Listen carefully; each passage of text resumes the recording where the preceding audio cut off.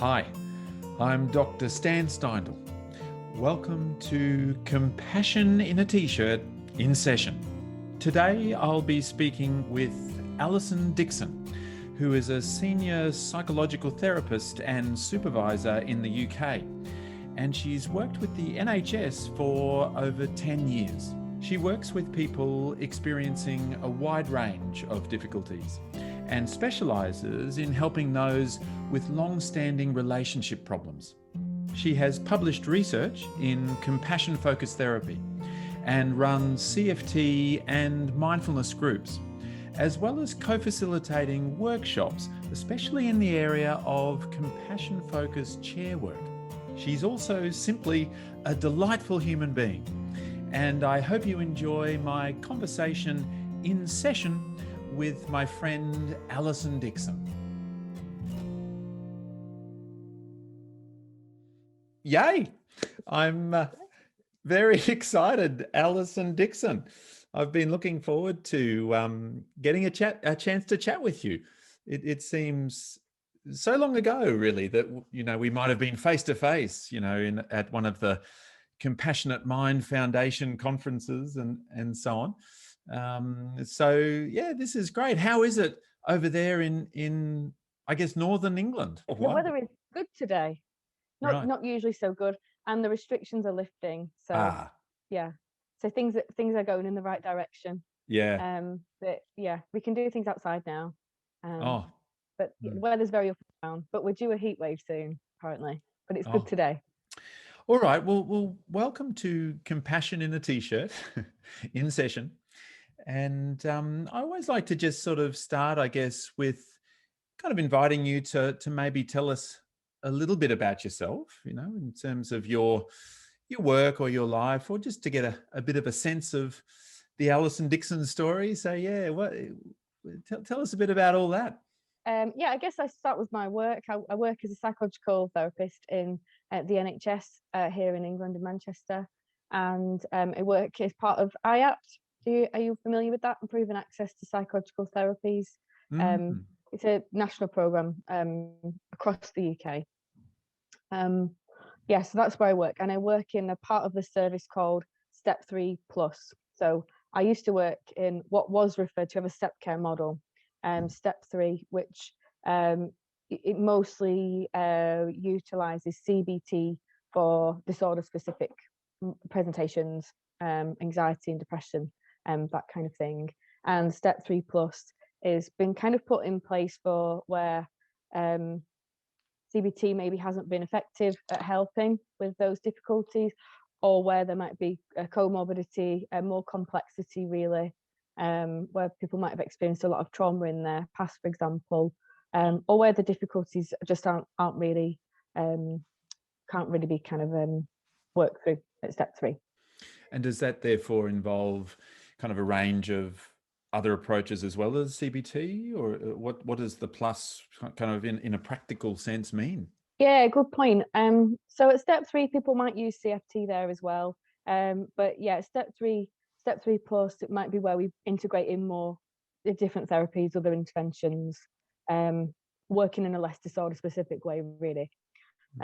Yeah, so I've got colleagues. So I do cognitive analytic therapy, and I've got a colleague who's doing schema therapy, and quite a lot of us do CFT and EMDR as well. Okay, so really trying to draw on a sort of an integrated approach almost, with a range of approaches being kind of brought to bear to helping people, I suppose, trying to find perhaps the sort of the way in maybe that might really be helpful for people individually, I suppose. Yeah, and sometimes there might be more of a focus on difficulties that might come up in relationships, for example.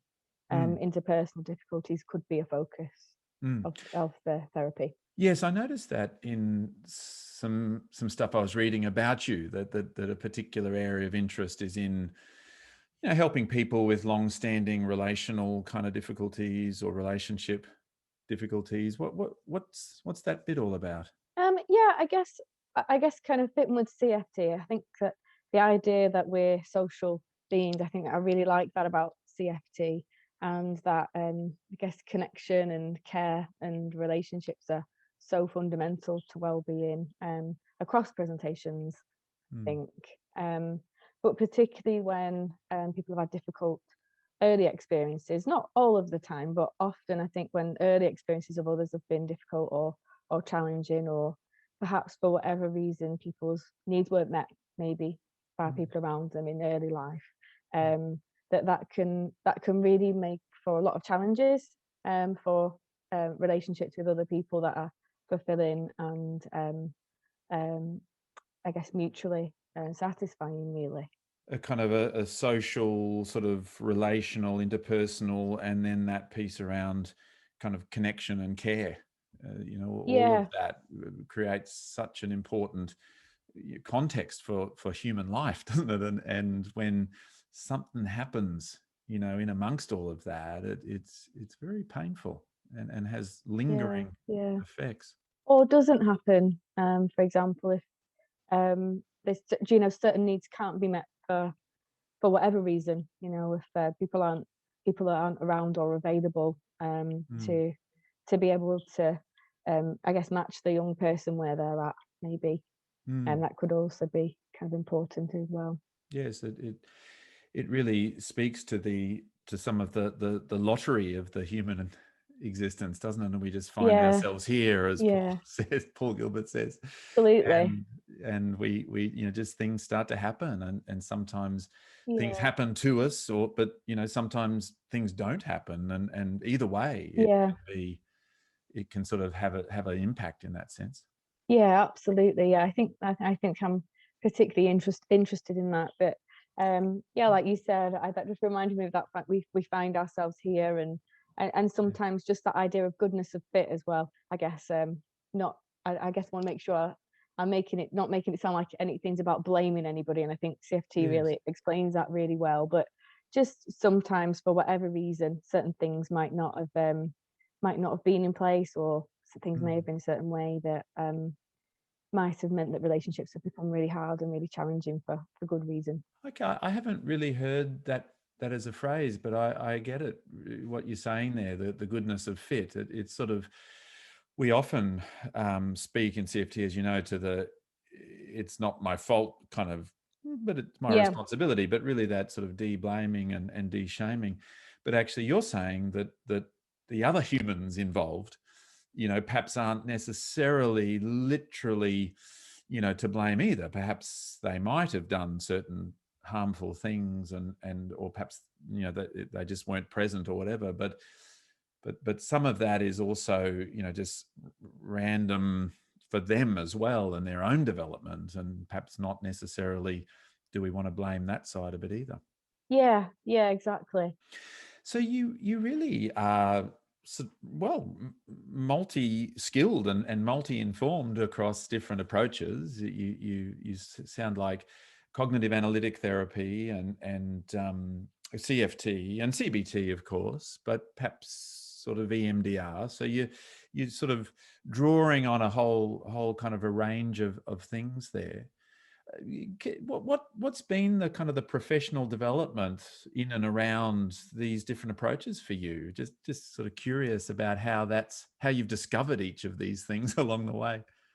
Yeah, well, I think I've got almost got like a like an obsession with training and things.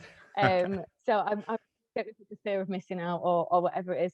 There's probably a psychological reason for it. But yeah, it's probably what would we call it in CFT? Some kind of it's probably some kind of protective strategy, work or drive system. But Ah, yeah, I do like training and things. And I think, yeah, the more things I train in, really, the more I think things fit together rather than kind of oppose each other. But for me, I started with CBT as part of IAP that I was telling you about. I trained as a CBT therapist, and that was mostly the training was mostly focused on working with disorder specific presentations, based on protocol driven approaches with lots of evidence, which was really good. And then I'm not sure how, but I heard about Paul's Compassionate Mind book, and read that quite early on in our training. The CBT training I did actually in Cumbria, the lecturers there were quite keen on CFT anyway. I think maybe they tried to sneak a bit of it in to the program, Right. and we had a couple of hours on it. But yeah, quite quickly I then went to see Mary Welford doing a workshop on introduction to CFT, and really liked that straight away. I thought this makes so much sense and feels like it would. Originally thought it would complement CBT really well. Mm. Which yeah, I thought it did. Yeah, initially I think, and then I started to think more about how CFT could help us, where maybe with CBT, with some of the behavioral experiments and more exposure type stuff, or even some of the kind of thinking about things differently, where people were kind of maybe stuck with that, thinking about putting some CFT stuff in with that, to help people be able to go to or access those interventions, was maybe where I started, I would Mm. say. Mm.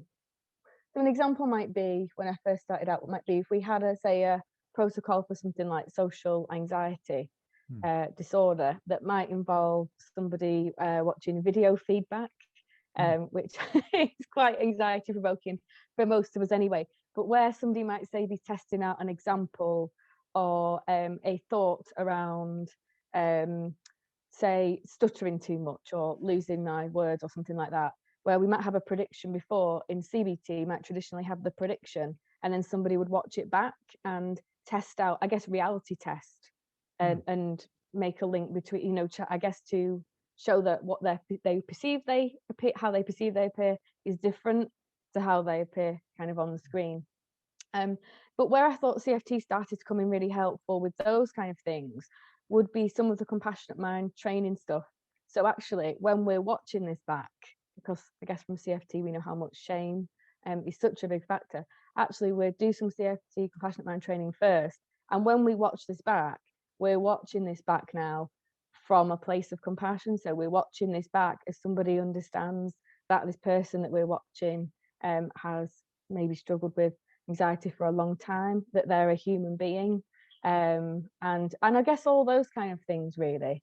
Mm. So thinking about where, I guess, coming at things from more of a compassionate stance could help with some of the more tasky type things. That's brilliant.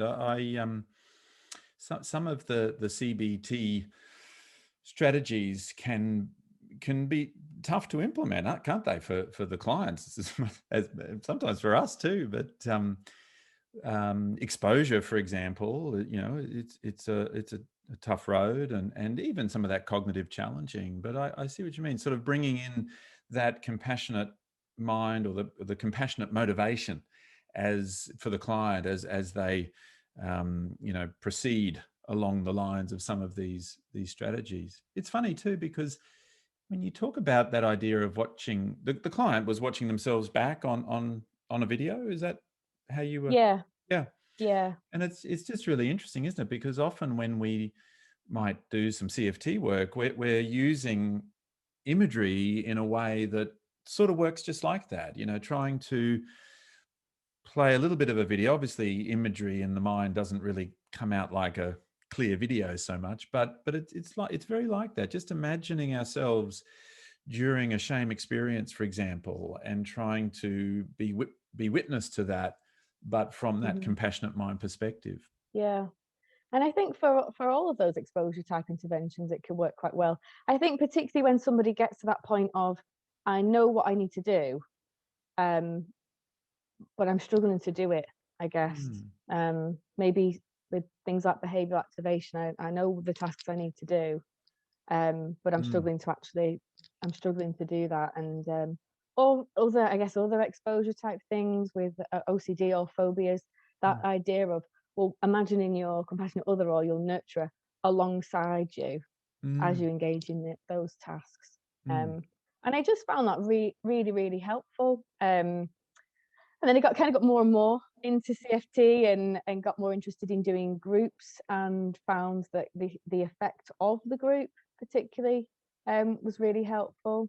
Um, so probably moved more away from a CBT approach then to more working, I guess, with the current job I've got now, where it might be where people either haven't responded to those approaches, or there's comorbidity, complexity, or perhaps trauma to work with.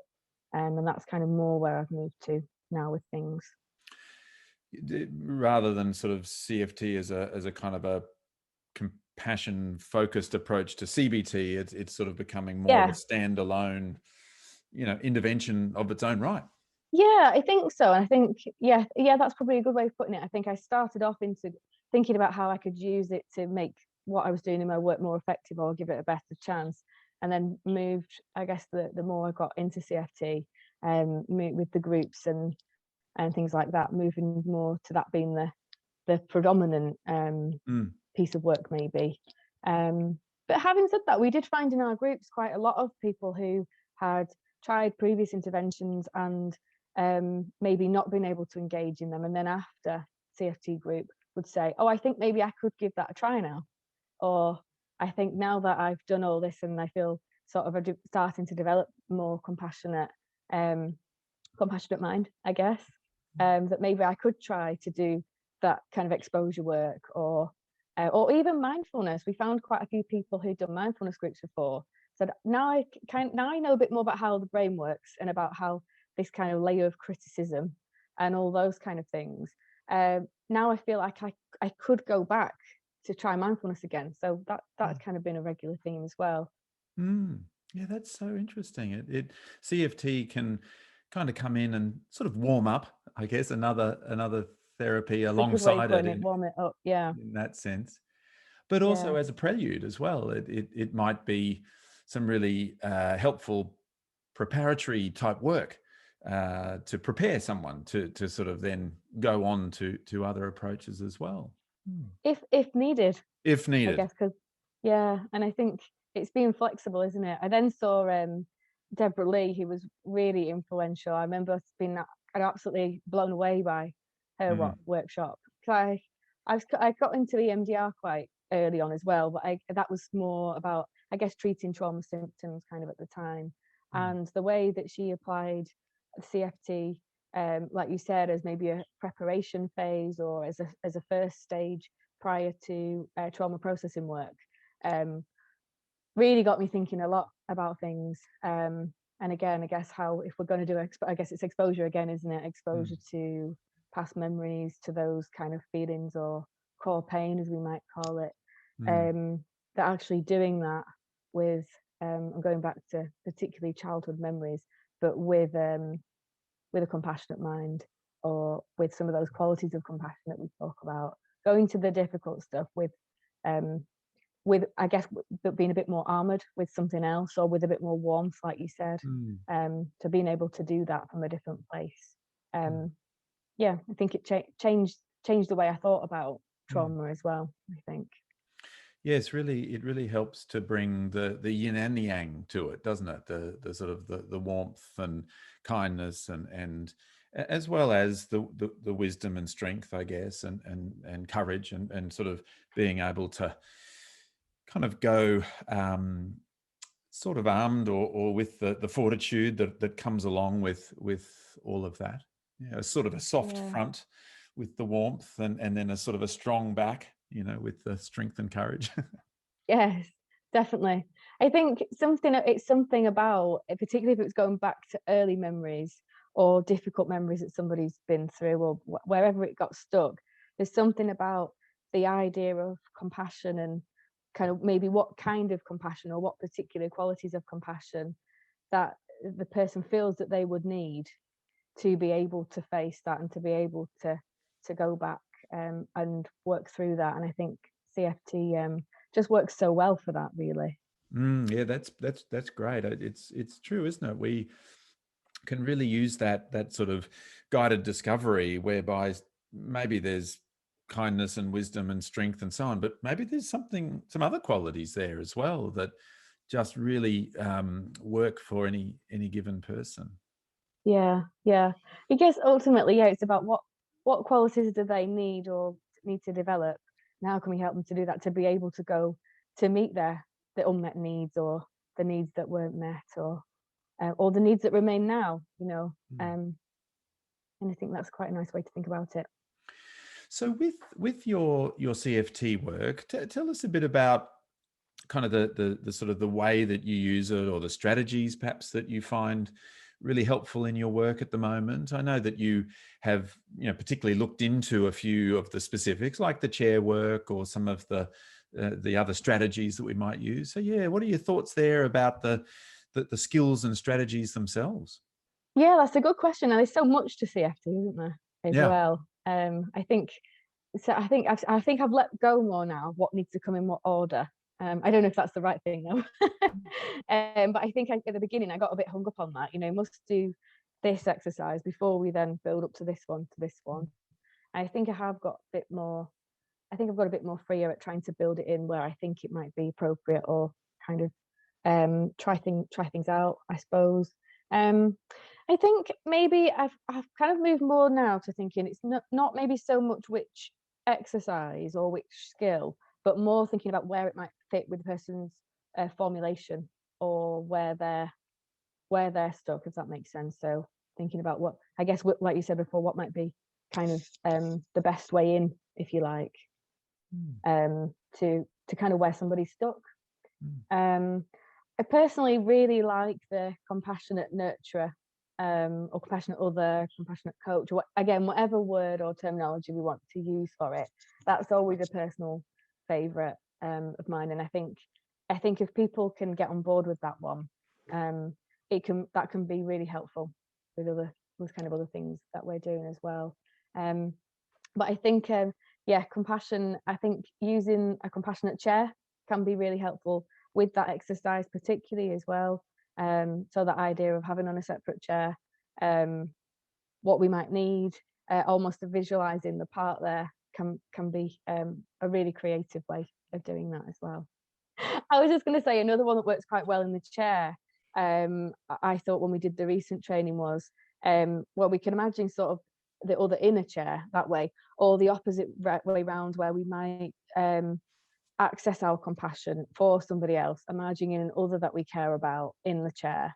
So I guess that flow of compassion outwards, but embodying it and sitting from a space from I guess from the chair that we're in to another imagined person who we care about. That might be a bit easier. I think that one can work particularly well as well, because I guess that demonstrates that the person has those skills and qualities within them. Directing them inward might be a bit harder, but they're embodying compassion as well. I think that one can work quite well in the chairs.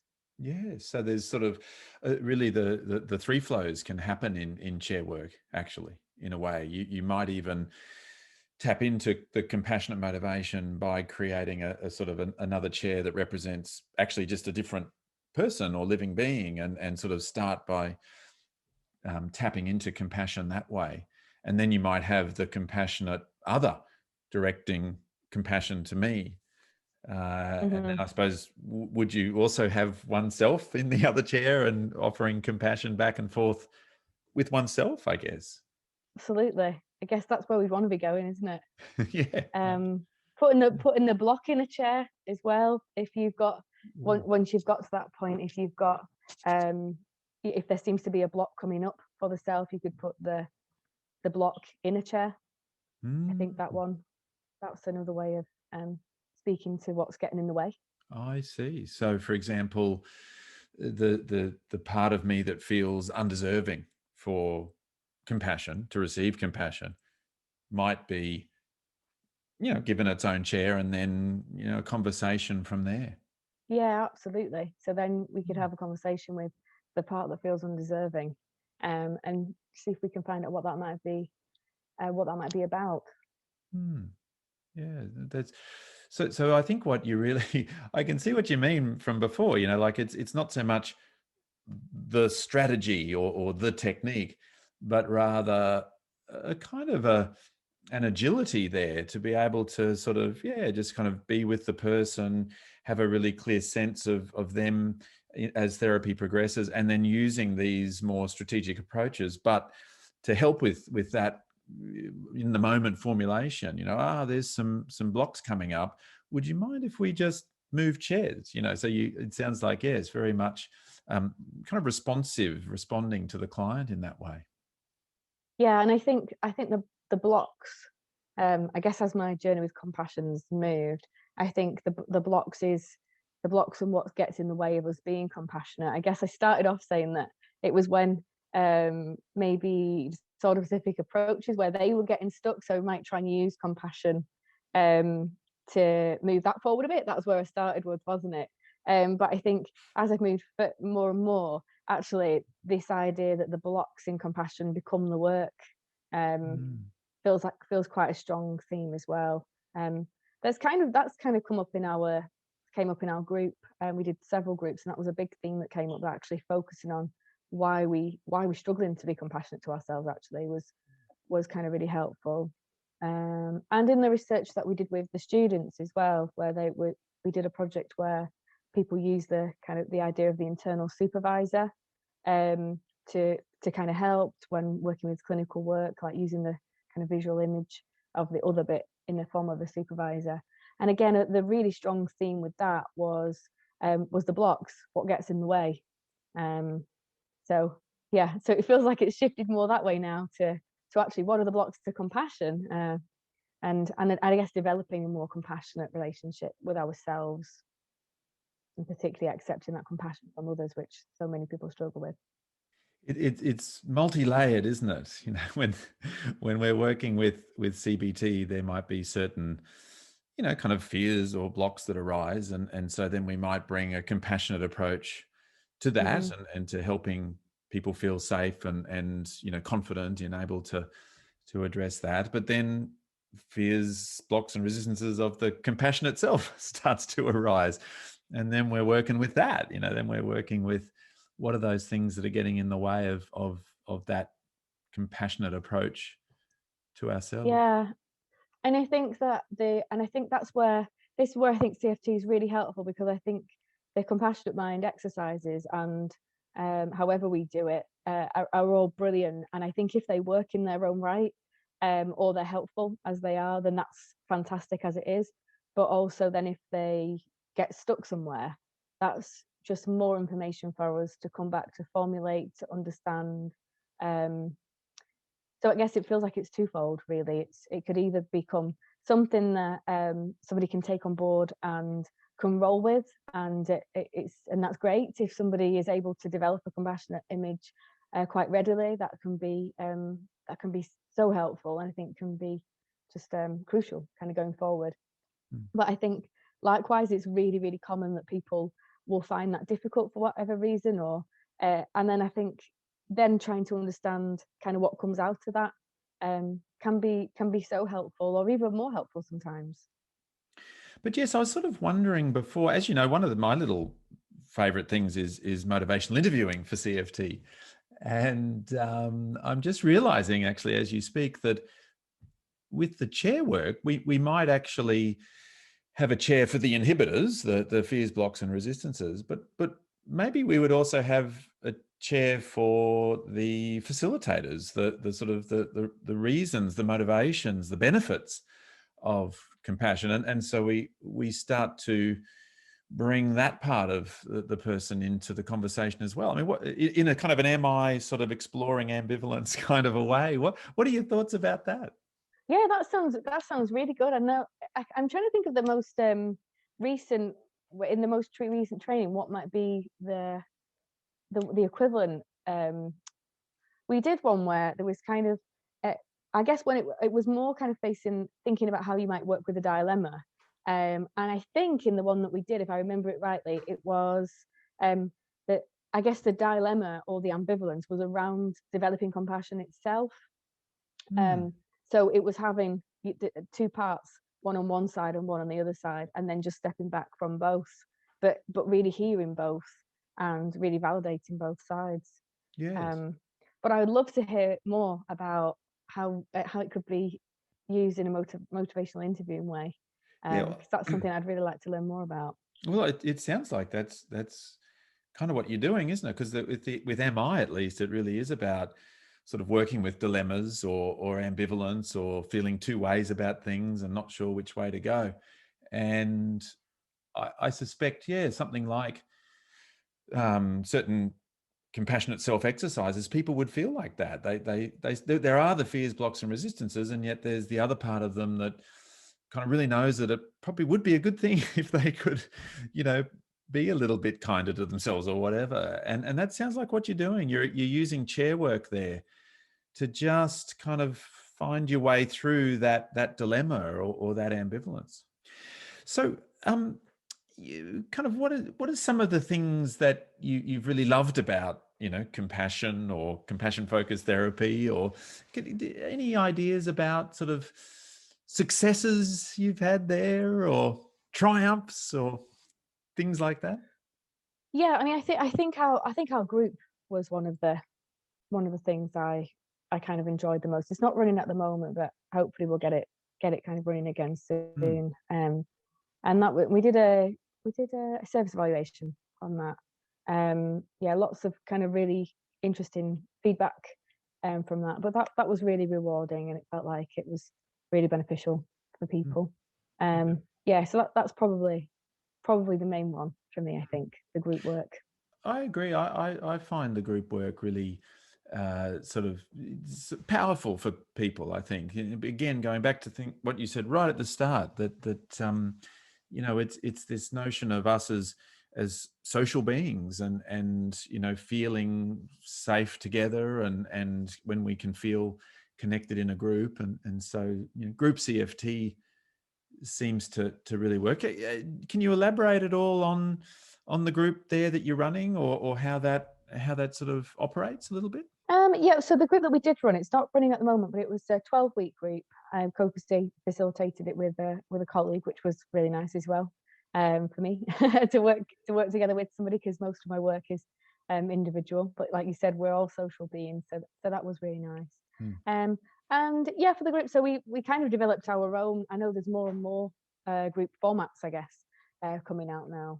But we developed our own kind of format, and we would start every week with this idea of getting into the green system, with usually soothing rhythm breathing. But over the 12 weeks, we started to add in kind of alternates, maybe like holding an object, or anything really that people might be able to try, with the aim of not so much a compassion exercise explicitly, but more moving into the green, the soothing system. So we started every week with that, and then we'd have kind of a check-in, and we had a board where people, with the circles, and people just put a post-it anonymous and just sort of stick it where they thought they were. So some people might put it between colours, and people came up with really creative things as well, like, oh, I'm purple today, or kind of to go across things. But it was always really nice, because it was just kind of like, this is where our group is feeling today, and we didn't have to, people could put a word if they wanted. So I think things like that worked quite well for the group, which were kind of really nice. And then we'd have maybe one or two ideas we'd introduce each week, and we tried to do them as much as we could using the group. So we were kind of doing something together. But things like the multiple selves, I guess, which we might use a chair for if we're doing individually, we did our own kind of version of that, where we used the corners of the room, so people moved from the different emotions, but as a group. So from maybe there was anxiety in one corner, then there was anger, then there was sadness, and there was compassion itself, and we moved around the room in a way like we might do it with the chairs individually, but everybody did it together as a group and had a go at it. Even if we're not feeling these things, what would it be like if we did feel them? I think we really tried to use the group, I guess, the more we went on with that, because increasingly, I guess, the main themes that came back through the data that we looked at was blocks and resistances, spending time on that. But the other thing being, I think, like with all groups, and I think we can't get away from it, it was about the connection with other people, not feeling alone, other people kind of understand how I feel, that kind of thing. I guess the humanness, feeling kind of increasingly more human. So we tried as much as the groups went on, we tried as much as possible to utilize the group where we could. So we even did, in the last couple of groups, we even did the compassionate letter to self. We did that as a group exercise, where everybody wrote a sentence that was to themselves and everybody else.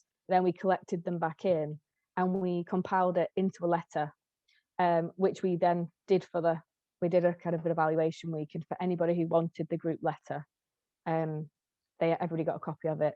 But it was kind of to everybody from everybody, if that makes sense. Um, and it kind of, it always just seemed to work out quite well. You know, people put varied sort of statements in there, and I guess we emphasised that people had written this to themselves, but to other people as well. So yeah, things like that. That's amazing. That's amazing. There's just in that section, there's so many gems of what you've said. I was madly writing them down because I think that's a sort of a really wonderful sequence. I mean, it begins with this, yeah, it's kind of like a soft landing where we sort of tap into the to the soothing system, and then there's a sort of a little bit of a mind awareness, bringing mind awareness in through the 3 circles, and where might you be on those circles, and so on, and playful and up and about, and people are moving already, you know, right from the start of the session, and then you know, 2 or 3 topics, I guess, across the session, but always, you know, moving around the room, and sort of creating almost a kind of a, yeah, like a tribe sort of feeling where people are moving together, and you know, we're over this side at the moment, and then we move over here, and sort of, you know, all of that sense of togetherness and connection, you know, just woven throughout very beautifully, keeping an eye all the time on fears, blocks, and resistances, of course, but sort of possibly even, I don't know, maybe noticing that they start to just diminish, maybe, with all of that kind of attention to process and relationship and connection. And then I just really love this last idea about the compassionate letter to everybody from everybody. And Yeah, kind of, I don't know how we came up with that. yeah, But it was, the rationale was more about how can we make use of the fact that we've got each other. yeah, We've got each other here. yes, So trying to utilize that as much as possible. I would say that was probably that, spending more time on blocks, less content, I think, and trying to utilize the group more and more through as throughout the different groups that we did, yeah, was probably the changes that we made. I think at the beginning we were more heavier on kind of explanations about the brain and things like that, whereas we tried to keep that to as minimum as it needed to be for people to get it, to, I guess, to feel there'll be something in the approach, but tried to make it as less talky as possible. Difficult for me because I once I start talking, I do find it difficult to stop on well, something but that I find interesting. I mean, I can also tell, you know, like you have a real sense of awareness around process, and awareness around, you know, relationship, and the dynamics there, and sort of even a few of those things you said early on, you know, just being aware of sort of, you know, the sort of the goodness of fit, you know, that's a real sort of process understanding, I think, and that's what you were bringing to the group, really making it a therapy group rather than a psychoeducation group, or something like that, I suppose. Yeah, I mean, that's a good point, and I think that was the biggest challenge we found with the group. And we were just really open with the group about that. But it kind of fell down the middle of being a educationally exercise group, because we did incorporate It was probably an a, exercise each week, yeah, yeah, but then we did try, so we were trying to, that was I say that was the hardest part, was trying to pitch it so it was somewhere in between, and we just tried to be as open as possible about that, really, that sometimes we, you know, we have got things we want to bring, but we'll also try and tie that together with what comes out of kind of people's experiences. But yeah, that was probably the most challenging thing, to get the balance on, really. I think finding that sort of sweet spot there is what we're really often working hard towards. So Yeah. that's really, really helpful. One of the questions I like to sort of ask people is about, you know, kind of like the way that it might get in personally, this sort of thing, you know, the compassion and self-compassion and all of the stuff that we're talking about. What sort of ways have you noticed that stuff is sort of coming into your personal life or your sort of your own day-to-day existence? Mm.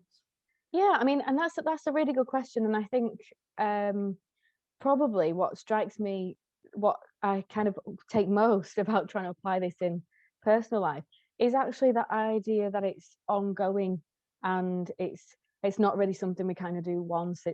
It's almost like it's just stuff to keep carrying on with, and I trying to integrate it in the everyday, really, for me. And thinking of compassion as less of an action, but more of a different place to come at things from. Mm. I guess this idea that it is really hard to measure, isn't it? And I think this is the difficulties with things like evidence base and all that. It's really difficult to be clear on what we mean and to measure kind of amounts of things. But I think it's less about kind of activities or a tick list of anything, but more for me, it's more trying to catch myself when I get into old patterns, particularly of self-criticism. It's trying to spot that and notice it, and trying to shift to something different. Mm. Um, Whatever that might be, and thinking that, we need different things at different times. Sometimes it might be a bit more of an encouragement, or sometimes it might be to take a break. But it's trying to trust in being able to to know what you need at what point, really. And I think, yeah, I think that's probably kind of how I would describe it most. So trying to catch myself in old automatic patterns and trying to stop and notice them with compassion and think about doing something differently. But in reality, it's very, very hard, of course. And I think that's where, when we try and do these things personally, it's not so much something that we didn't do and now we do it. It's kind of constantly ever changing, and there's always things that come up. I think there's always blocks that come up as Mm. well, and there's always times when we don't notice it, lots of times, but every time we do, I think that's a win. Yeah, the two words that come to mind as I hear you there is kind of awareness and intention, something like that. Hmm.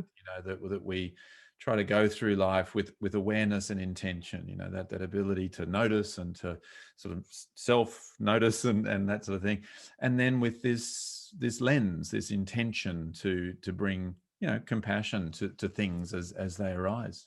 Yeah, and to try to interrupt it, really. Mm. And but not kind of, I think, not in a negative way, or not in a, like, I always watching for that being sort of, I must, or I've got to change this, but just trying to step back with the warmth, I think, that you said before as Mm. well, Mm. with a different stance on things.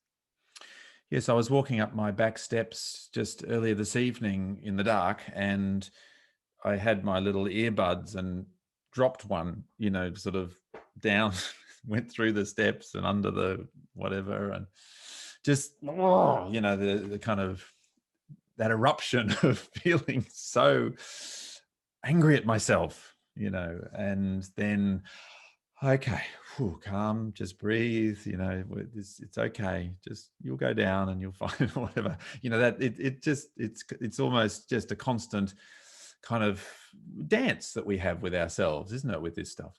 Yeah, I think that's a really nice way to put it. And I think often, just thinking about your example there, it's just about interrupting the layers that we might add on as well. So it's not Mm. about, for me, it's trying to move away from an idealized position that, if I do this stuff, then I won't feel these things, or things will be a certain way all the time. Actually, life is really, really hard a lot of the time. But that idea, that I think it's what Paul says, compassion is kind of the antidote. It's kind of our way of interrupting that and not adding more. Not adding more. So, for example, in yours there, oh, I'm feeling angry about something, and then we might add a critical voice on top of that. Maybe stopping at, I'm feeling really angry about this, but that's all right. It's okay to feel angry. You don't Yes. have to justify it. You don't have to reason it. What can we bring to the anger? And it might just be allowing it. It's okay. You feel Yeah. angry. I mean, I Yeah. think that there's absolutely multiple layers. Like, there's the anger, and then there's the self-criticism about being angry, and then there's, you shouldn't be self-critical. You're a CFT therapist. What are you doing?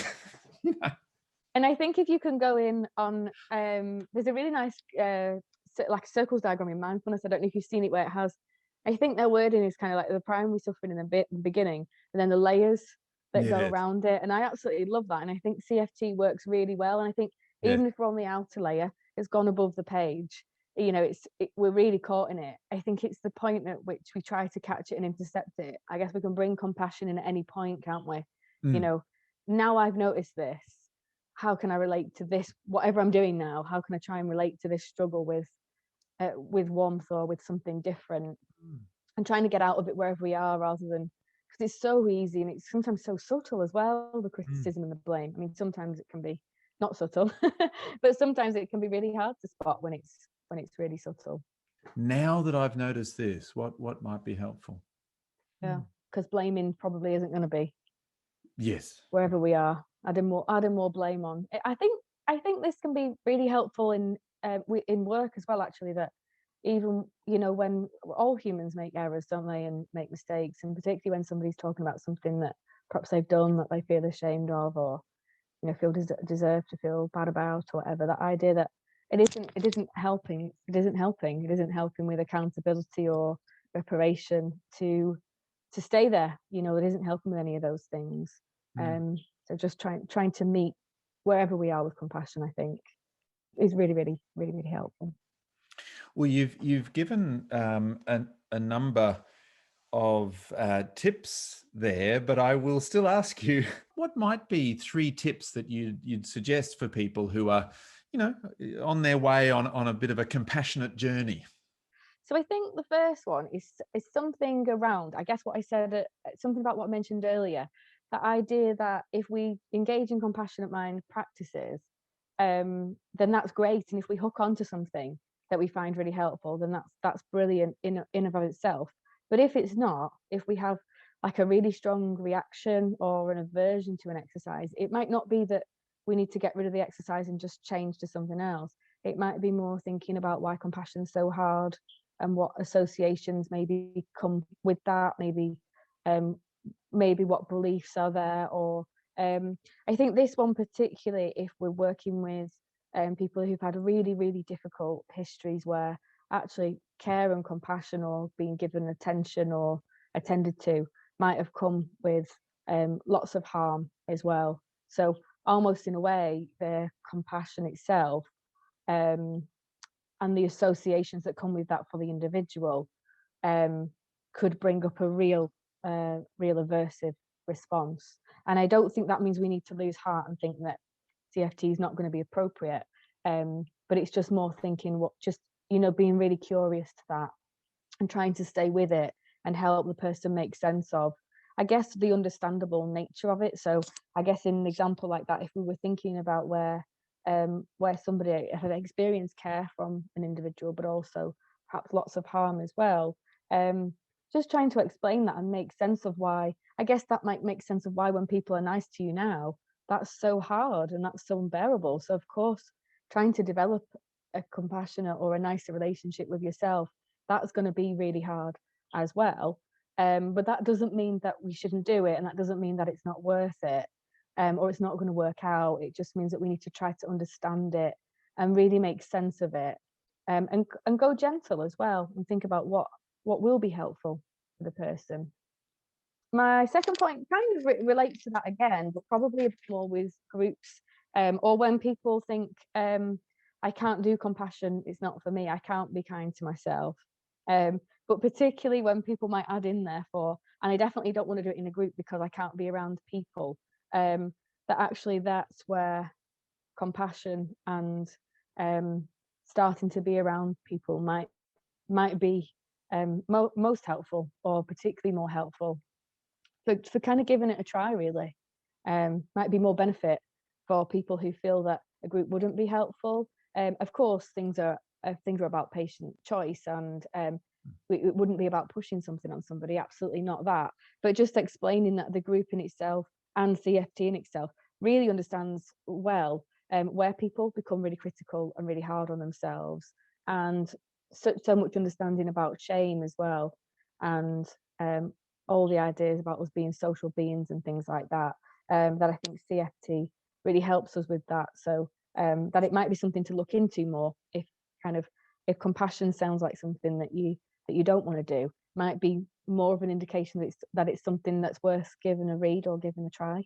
I think my third would be something around, I think I've mentioned this already, but the idea of keep going with it. And again, that compassionate mind training and exercises are absolutely great, but if sitting away, doing those exercises at home or in a group for longer periods of time, even 10-15 minutes, if that's just not your thing, then I don't think that's really what compassion's about. Those exercises help us to train our compassionate mind and to build those skills of compassion, but it's really in the services about how we can kind of live more compassionately and more in a more caring way with ourselves and with others.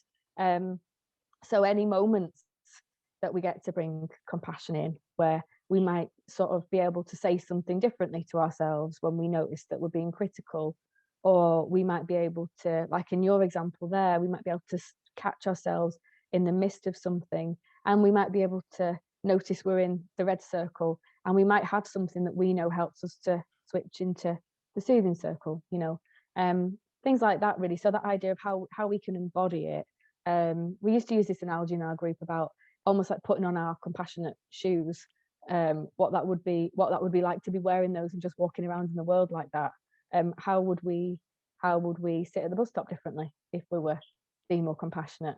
What would we notice around us? Those kind of things really.